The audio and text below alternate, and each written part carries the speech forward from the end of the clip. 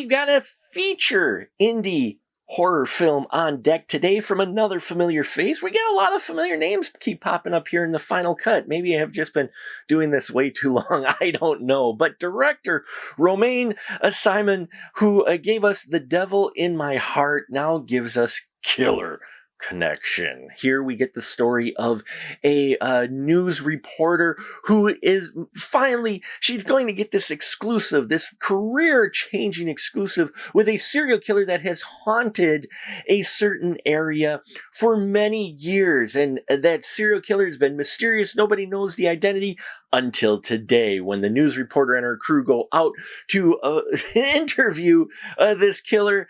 They find out more than they bargained for, not only about the killer, about themselves as well. Along the way, they have a psychiatrist as well who joins them, who also discovers a number of things about herself. And we see how all of this comes together in a very scary fashion in Killer Connection. Written by Ronnie Fordham. You know what? I enjoyed this film quite a bit, though. There's not a huge amount of kills. It opens strong. Holy crap.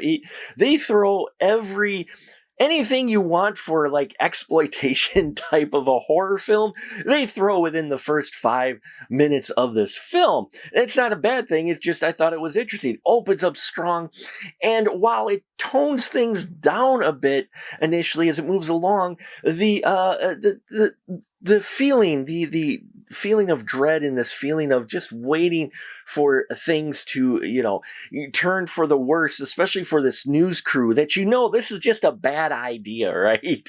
That always is maintained there, and I liked that. I like that always constant fear of just waiting for that trigger to be pulled, which, yes, don't worry, folks, it eventually does. Now, there are some wonderful performances in here by everyone involved.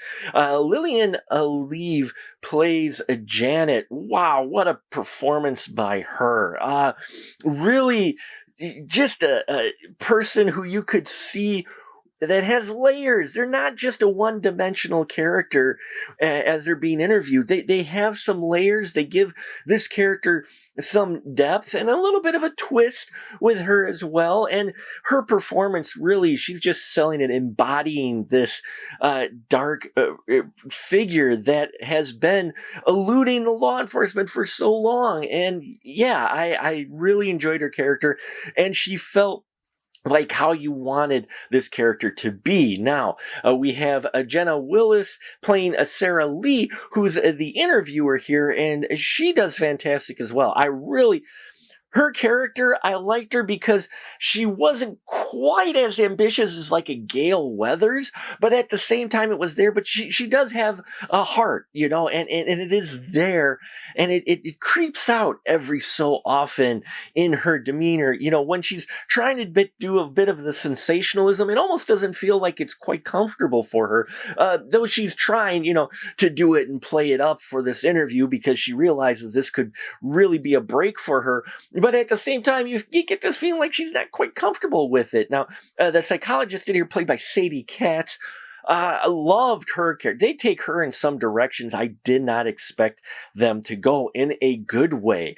They have some great dynamic between these three ladies who are, the ones in front of the camera and doing the interviewing, and most of the interaction happens between these three ladies. Though there is the sound and camera crew guys who also do well. Alexander Mann and Quentin Aaron, loved these two guys and their performances as well. They felt like a crew just there to do their job, and that even them are a little leery about this assignment. So all of these characters are important because you do have horror elements in here. Don't get me wrong. You got some scary moments. You get some bloody moments. You have some twists and turns as well. But most of it is a lot of them interviewing the killer and them talking through and trying to explore what makes this character tick. And we get flashbacks as well that are very disturbing.